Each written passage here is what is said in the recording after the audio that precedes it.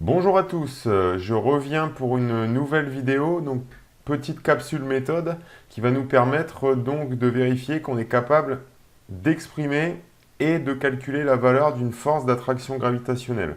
Alors l'exemple choisi ici, c'est l'exemple d'un satellite qui serait en rotation, donc un satellite géostationnaire en rotation à 36 000 km d'altitude autour de la Terre.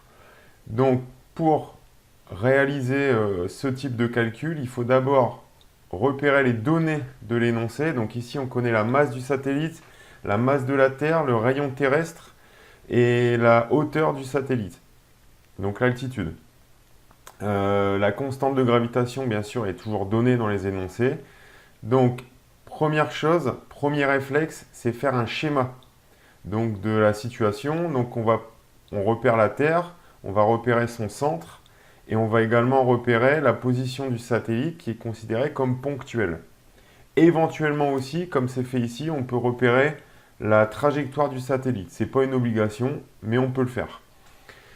Ce qu'on va repérer également, c'est le rayon terrestre, donc comme ici, et puis on va repérer également l'altitude du satellite, c'est-à-dire la distance entre la surface de la Terre et ce satellite qui est supposé ponctuel.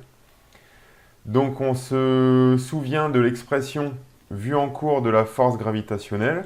Donc ça, c'est l'expression générale qu'on va ici appliquer dans le cas particulier de cet exercice, c'est-à-dire en respectant les notations qui nous sont imposées par l'énoncé. Donc c'est ce qu'on va faire. Donc on va exprimer la force exercée donc par la Terre sur le satellite. Donc G multiplié par la masse de la Terre, multiplié par la masse du satellite, et divisé par la distance entre les centres des deux objets. Attention, le centre de la Terre et le satellite lui-même. On voit que cette distance correspond à la somme du rayon terrestre et de la hauteur du satellite.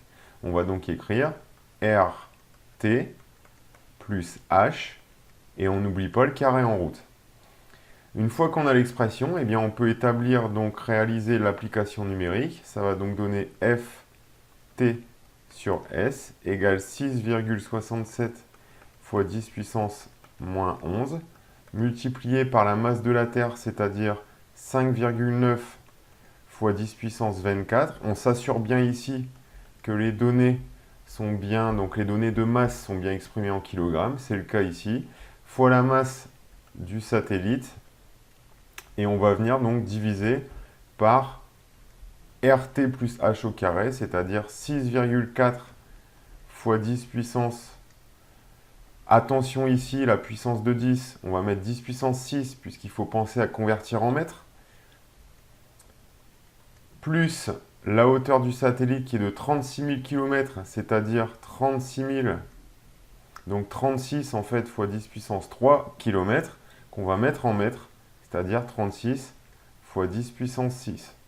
On met le tout au carré, et si on fait le calcul, donc en même temps je vous mets le calcul, les manips à faire sur la calculatrice, et si on réalise ce calcul, on obtient Ft sur S égale à 5,5 fois 10 puissance 1 newton, c'est-à-dire environ 55 newtons. Voilà pour cette capsule. N'hésitez pas à la revoir plusieurs fois et bien la retravailler et revoir également les exercices faits en classe. Bon courage!